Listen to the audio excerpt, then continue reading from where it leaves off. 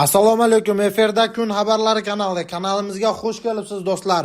Vaziyat tobora jiddiylashib bormoqda. Eron kutilgan xavfli zarbasini do'stlar juda ham uzoq kuttirgani yo'q. Eron Tel Avivni vayronaga aylantirishni boshladi do'stlar. Nafaqat Tel Avivni, Eron o'z atrofida joylashgan Qo'shma Shtatlarning barcha bazalariga juda qattiq va achinarli zarbalarni berdi va Qo'shma Shtatlarning barcha bazalariga yetarlicha ziyon keltirishga ulgurdi do'stlar. Ayniqsa hujumlar oqibatida Qatar poytaxti Dohada juda qattiq portlashlar ovozi hamda Saudiya Arabistonida ham juda qattiq Eron zarbalaridan so'ng portlashlar eshitilgan.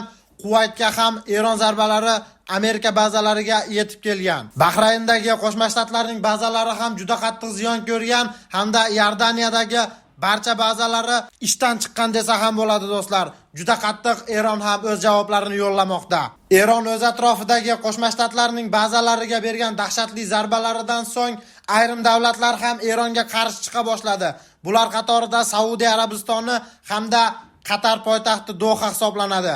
Saudiya Arabistoni esa Qo'shma Shtatlar tomonidan turib Eronga qarshi zarbalar berishga tayyor ekanligini ma'lum qildi. Isroil ham Eronni bombardimon qilishda to'xtamayapti do'stlar. Ayniqsa Eronning janubiy viloyatiga Isroil tomonidan berilgan zarba oqibatida 24 nafar yosh qizaloq maktab o'quvchisi halok bo'lgani haqida xabar berildi. Urush kattalashib bormoqda do'stlar va o'z atrofidagi davlatlarni ham qurshab olishni boshladi. Bu xabarlardan so'ng Shimoliy Koreyadan ham nido keldi do'stlar. Bloomberg axborot agentligining xabar berishicha, Shimoliy Koreya prezidenti Kim Chen In Isroilni darhol Erondagi terroristik harakatlarini to'xtatishga chaqirgan. Nima deb o'ylaysiz do'stlar? Shimoliy Koreyagacha bu urush yetib boradimi? Kim Chen In urushga aralashishi mumkinmi? O'z fikrlaringizni kommentariyada yozib qoldiring.